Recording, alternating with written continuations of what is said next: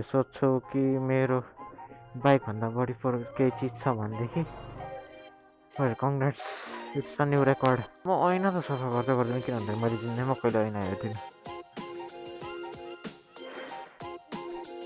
यो स्टेप कति निस्किन्छ? 50 लिनु पऱ्यो यो वाला चाहिँ। अब म ऱ्याप चाहिँ के गर्छु भन्दाखेरि मेरो दुईवटा चिज फेभरेट छ क्या। एउटा त्यो डाइङ लाइट भन्ने जुन चाहिँ जम्बी गेम छ त्यो एउटा फेभरेट छ। अर्को चाहिँ मेरो भनेको यो थालापतिको फेभरेट होइन। अब दुइटै म्याच गरेर मेरो यहाँ नयाँ अब ऱ्याप मान्नुमा गएर ऱ्याप हाल्न आँटेको। क्वालिटी कतिको राम्रो हुन्छ हेरौँ। जस्तै हो कि थालापतिको र विजय थालापतिको र उ त्यो के अरे डाइङ लाइट द बिस्टको त्यो दुइटाको चाहिँ राम्रो देख्नु पऱ्यो। त्यो किबोर्डमा चाहिँ द बिस्टको हाल्छु, माथिपट्टि टप लिडमा चाहिँ थालापतिको हाल्छु। त्यो मैले आफैले त्यसको पोस्टर बनाएको थिएँ एउटा, त्यही हाल्छु। इन्डिकेटर पनि दिन मिल्छ नि, थाहा छ? एउटा खतरा चिज छ क्या इन्डिकेटर भन्ने। बाहिर मैले किन आँटेको थिएँ भन्दाखेरि यो लाइट अन गर्न आँटेको थिएँ, तर अन गरेर काम छैन। किन भन्दा म भाइजर खोलेर हेर्छु होइन, लाइटै देख्दैन क्या, पानी नै परिरहेको छ। धेरै दिन भयो सूर्य नदेखेको।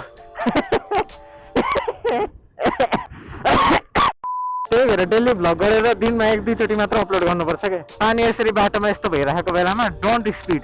मेरो अहिले एक्चुअली स्पिड लिमिटमै छैन यार। हो अब स्पिड लिमिट भयो। मेरो अहिले स्पिड लिमिट 40मा छ र 40मै राम्रो। किन भन्दाखेरि यस्तोमा एबिएसले नै काम गर्न नसक्ला होइन। मेरो त उसै नि एबिएस छैन। यस्तो बेलामा God bless you, may God bless you. Oh damn. र त्यो बाइकमा नि मैले धेरै जस्तो देखेको के हुन्छ भन्दाखेरि होइन, त्यो ट्रायलवाला हेलमेट लगाउने क्या, सस्तोवाला। तर त्यो दाइले सहीवाला लाएको हेलमेट, फुल अन ब्ल्याक। अब यो लेनमा एउटा नै आइजन, कसम भगवान्को ऐना फुटाइ। बुलेटको ऐना फुटायो भनेदेखि त 3500को चुना लाग्छ। Not nice, not nice, not nice, not nice, not nice, not nice, not nice. Well, I guess pretty nice or not nice, whatever you wanna call it. Zebra crossing मा चाहिँ बस्नु हुँदैन है, mind it. You spent your entire life doing that. Nice. Okay, not nice. Nipurna the अब म यसो यहाँ रोकेर होइन म्याप हेर्छु, त्यति बेलासम्मकोलाई चाहिँ यन्न रास्कल माइन्ड इट। मलाई डर लाग्छ कहिलेकाहीँ। तर यो साइड त सबै महँगो बाइक जस्तो छ यार। Oh my god, that is Himalayan right?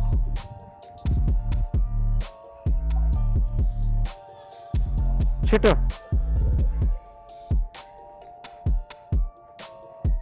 छिटो, डाटा सक्यो नि मलाई अब।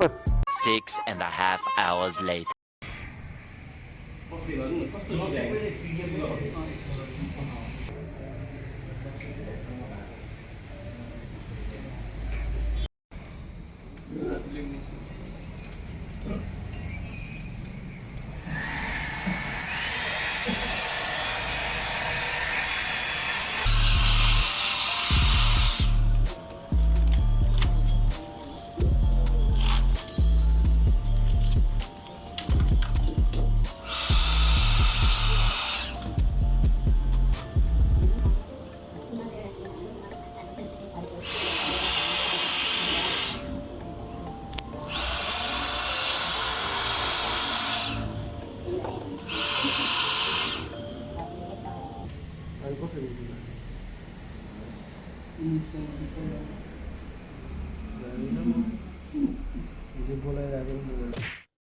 केटाकेटी हो finally, after not much but 4 hours. म घरबाट निक्लेकै 1 बजेतिर और 2 or 3 आवर्स स्ट्यान्ड लगाइन मैले पेट्रोल चाहिँ। ओके, मलाई एकदमै धेरै टाइम लाग्यो होइन, 1 घन्टाभित्र भइसक्ने। मेरो 2 घन्टा बराबर लाग्यो, किन भन्दाखेरि मैले डिजाइन आफैले बनाएको थिएँ नि त, अनलाइनबाट निकालेँ होइन। अनलाइनबाट निकाल्यो अनि आफैले नि बनाएको अनि त्यहाँ सिस्टममा नि मिल्न त मिल्यो तर कुनै कुनै बटनहरूमा त्यो टेक्स्टहरू जुन त्यो थालापतिको जननायकले लेखेको वाला तिनीहरू थियो नि होइन तिनीहरूसँग त्यो लेआउट म्याच भइरहेको थिएन क्या त्यहाँ त्यही भएर त्यो मैले त्यही ठाउँको ठाउँ फोटोसप खोलेर त्यसरी बनाउँदाखेरि लाग्यो time I head 2 goals that I needed to do एउटा थियो ल्यापटपमा ऱ्याप राख्ने अब अर्को एनडी फिल्टर किन्ने मात्र बाँकी छ यही छ पसल पनि डिजे आएको नट द्याट ब्याड यही छ पसल नि इलास्टिक यही बार लिनुपर्छ त्यति बेलासम्मको चाहिँ हेरौँ न अब पानी पर्ला जस्तो हुन थालिसक्यो हल्का हल्का छिट्टै पनि रहेछ मलाई टाउको दुख्न थालिसक्यो घर गएर एकछिन सुत्दिन्छु यार 19 17 सरी 16 15 14 13 12 11 अब हेरौँ यो ऱ्याप कतिसम्मको राम्रो छ र कति टिकाउ छ होइन मेरो चाहिँ कसम त्यो न्युज च्यानलमा काम गर्ने जस्तो देखिरहेको छ क्या हल्का हल्का त ऱ्याप पनि ठाउँको ठाउँ मैले ऱ्याप त्यो के अरे ठाउँको ठाउँ मैले डिजाइन फेरि बनाउनु पर्ने भएको थियो त्यो सिस्टमले मतलब त्यो दाइ पनि अलि हुनुहुन्थ्यो राम्रै पोलाइट रेस्पेक्टफुल ठाउँको ठाउँ त्यो सिस्टममा जुन त्यो डिस्प्लेमा हुन्छ नि कि यो फ्रेममा फोटो यतिसम्मको आउँछ भनेर जुन चाहिँ हामीले त्यो फोटोसपमा नि गर्न हुन्छ नि क्यामेरामा हो त्यस्तै भएको बेलामा त्यो मेरो ल्यापटपको कम्पनीको जुन कम्पनीको हो त्यो त्यसको लोगो त्यसपछि त्यो लोगोमा कट भइसकेपछि त्यसको माथिको लिडमा कतिसम्म त्यो फोटो आउँछ र फोटोमा कतिसम्म त्यो टेक्स्टहरू आउँछ त्यस्तो सबै त्यो फेरि फ्रेम बनाउनु परेको थियो मलाई राम्रो नलागेर अब हेर्नु पऱ्यो भने चाहिँ बुक जस्तो बनाएको छु क्या मैले त्यो माथिबाट लिडकोलाई बुक जस्तो देखिन्छ क्या हल्का फुल्का तर बुक चाहिँ होइन माथिपट्टि त्यो लिडमा यस्तो साइडपट्टि त्यो हाल्दा छु मैले एलिमेन्ट र त्यो खोइ कसरी हो पनि अब त्यति बेला दिमाग लाग्यो मैले